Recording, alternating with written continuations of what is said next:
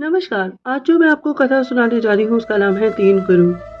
चलो बहुत समय पहले की बात है। किसी नगर में एक बेहद प्रभावशाली महंत रहते थे।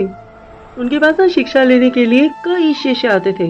एक दिन एक शिष्य ने महंत जी से प्रश्न किया कि स्वामी जी आपके गुरु कौन है। तो इस बात पे महंत जी ना मुस्कुरा उठे। तो उन्होंने उस शिष्य को देखते हुए कहा कि भाई मेरे तो हजारों गुरु हैं। यदि मैं उनके नाम गिनवाने बैठ जाऊं तो शायद महीने लग जाए। हाँ, लेकिन ना फिर भी तुमने इतना प्यारा प्रश्न किया है कि भाई आपके गुरु कौन है। तो मैं तुम्हें बताऊं कि देखो, गुरुओं में गुरु मेरे तीन गुरु ऐसे हैं जिन्होंने मुझे जीवन में बहुत कुछ सिखाया। तो शिष्य बोला कि गुरुजी मैं ना जानना चाहता हूँ कि जो आपके बिल्कुल शुरू में जो तीन गुरु है वो कौन है। तो सारे ही शिष्य कहने लगे अरे गुरुजी ये प्रश्न तो हम भी जानना चाहते हैं, इस प्रश्न का उत्तर हम सबको बताओ।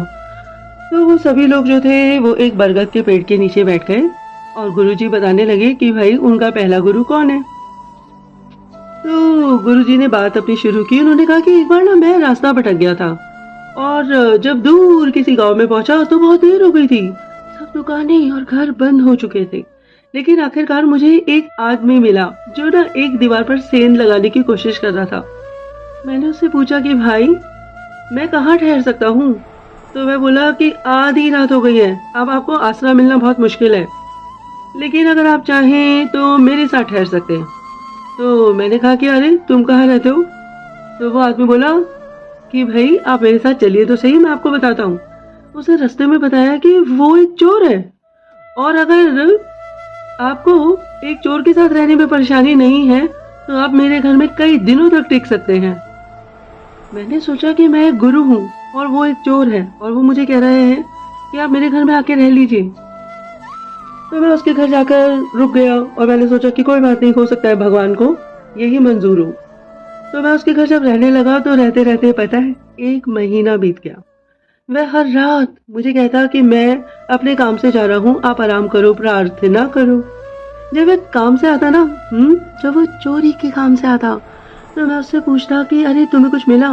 तो वो मुझसे कहता कि नहीं आज तो मुझे कुछ नहीं मिला, पर कोई बात नहीं, आगे कभी मिल जाएगा। और वो ये भी कहता कि महाराज एक बात बोलूं कि देखो मैंने ना कुछ कमाया और ना कुछ गवाया है ना।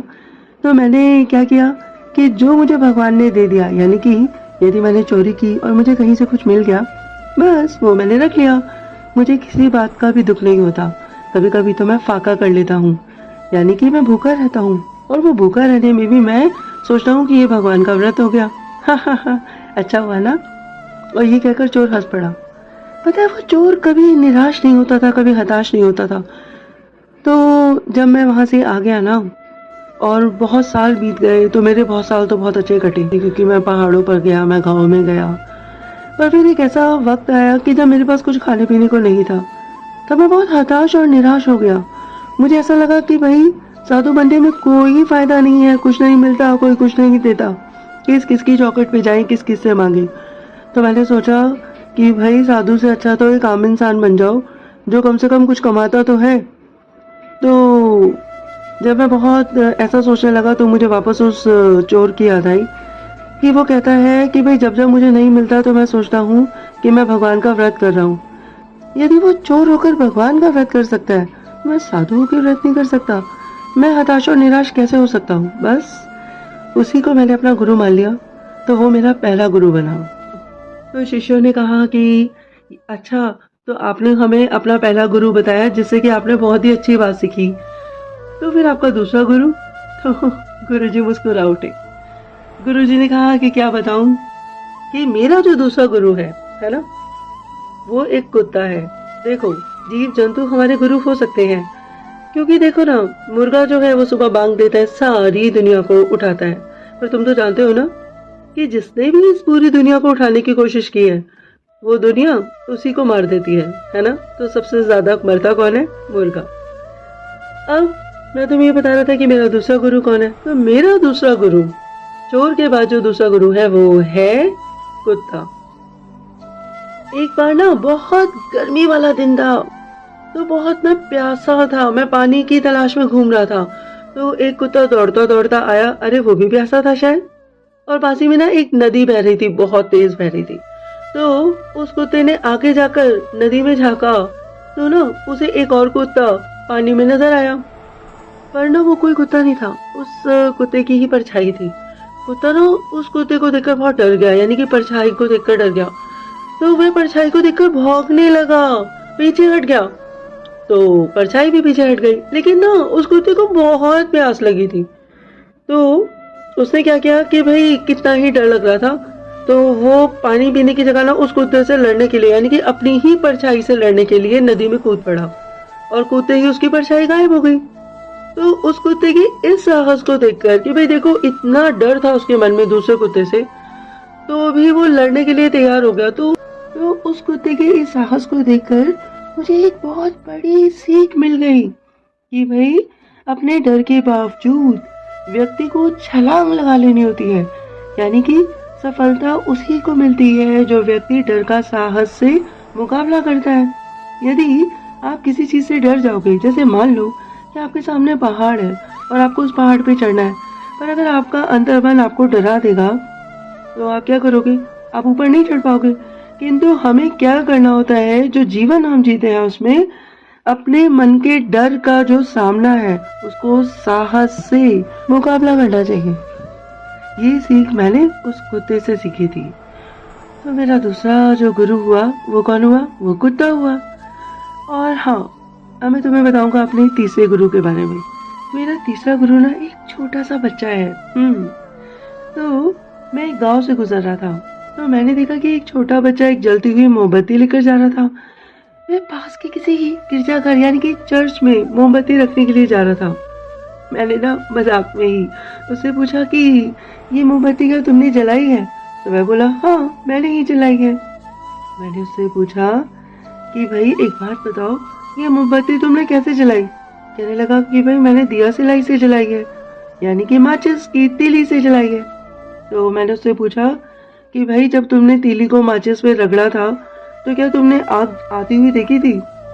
तो उस बच्चे ने मेरी शक्ल देखी और वो बोला कि मैंने आग आते हुए।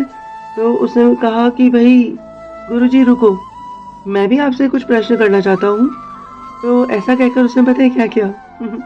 उसने ना उस मोमबत्ती को फूंक मार दिया, और जैसे उसने फूंक मारा वो मोमबत्ती बुझ गई। तो अब उस बच्चे ने मुझसे पूछा कि ये जो ज्योति जली हुई थी ना, क्या आपने उसे जाते हुए देखा है? ओह, बच्चे का ऐसा प्रश्न! सत्यता में ना कोई जोत आते देखता है, ना कोई जोत जाते हुए देखता है। मैं उससे ऐसा प्रश्न क्यों पूछ रहा था? क्या मुझे अपने ऊपर अहंकार हो गया था कि मैं एक गुरु हूँ? मेरा अहंकार चकनाचूर हो गया, मेरा ज्ञान जाता रहा, और उसी क्षण मुझे अपनी मूर्खता का एहसास हुआ। तब से मैंने कोरे ज्ञान से हाथ धो लिया।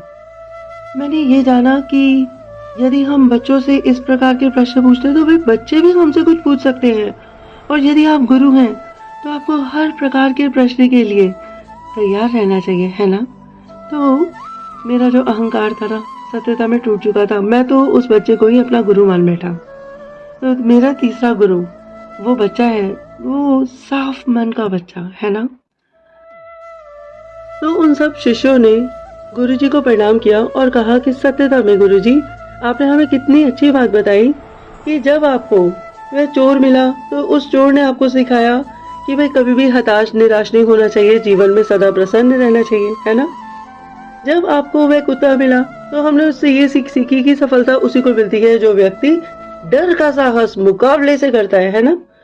और जो आपका तीसरा गुरु जो छोटा सा बच्चा था, उससे आपने ये सीख सीखी कि भाई हमें कभी भी अपने ज्ञान पे अहंकार नहीं करना चाहिए कि भाई मैं बच्चे से ज्यादा जानता हूँ। कभी कभी बच्चे हमसे ऐसा प्रश्न पूछ लेते हैं जिसमें कि हमारा ज्ञान बिल्कुल फीका ही रह जाता है। तो गुरुजी ने कहा बिल्कुल सही बात है। तो अब तुम्हें समझ आया कि पूरा विश्व गुरु है ना। तो दोस्तों ये कथा तो यहीं पर संपूर्ण हो गई। यदि देखा जाए तो शिष्य होने का अर्थ क्या है? शिष्य होने का अर्थ है कि पूरे अस्तित्व के प्रति खुले होना, हर समय हर ओर से सीखने को तैयार रहना। जीवन का हर क्षण हमें कुछ ना कुछ सीखने का मौका देता है। हमें जीवन में हमेशा एक शिष्य बनकर अच्छी बातों को सीखते रहना चाहिए। हमें जो नहीं आता हमें पूछते रहना चाहिए और ज्ञान अर्जित करना चाहिए। तो ये जीवन हमें आए दिन किसी न किसी रूप में गुरुजी से मिलाता है। ये जीवन हमें आए दिन किसी न किसी रूप में गुरु से मिलाता रहता है। ये हम पर निर्भर करता है कि क्या हम उस महंत की तरह एक शिष्य बनकर, जो हमें गुरु मिला है या गुरु रूपी कोई भी मनुष्य, कोई भी जीव जंतु मिला है, क्या हम उससे शिक्षा को ग्रहण कर पाएंगे? बताइए, कर पाएंगे क्या? आप सब लोगों ने बहुत ही प्रेम पूर्वक मेरी कथा को सुना। आपके अंदर बैठी आत्मा, आपकी ऊर्जा शक्ति को मेरा बारंबार प्रणाम है। बहुत बहुत धन्यवाद, बहुत बहुत धन्यवाद।